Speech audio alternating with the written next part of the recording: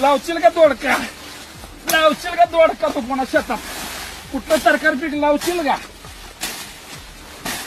अरे एवढं मोठं चांगलं पीक आलंय, अक्षरशः काढू वाटत नाही, पण काही इलाज नाही, त्याला भाव नाही, खर्च सुद्धा भरून निघाला, 20,000 सुद्धा झाला नाही. तर काय करा शेतकऱ्यानं?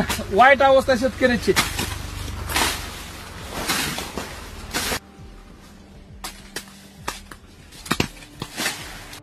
करशील का शेती? लावशील का दोडका? लावशील का दोडका तू पुन्हा शेतात? कुठलं तरकारी पीक लावशील का?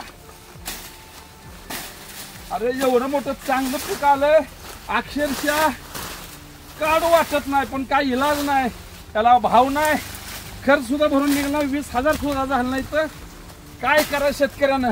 वाईट अवस्था शेतकऱ्याची. विनंती आहे की मी 1 एकर दोडका लावला होता, कारण ऊस गेल्यानंतर ऊसाचे पैसे कारखानदार देत नाहीत. डाळिंब लावलं तेल्यानं जातोय, द्राक्षी लावली धावण्या येतोय. मग शेतकऱ्यानं करायचं काय? तर हे मी तरकारी पीक म्हणून 1 एकर दोडका लावला.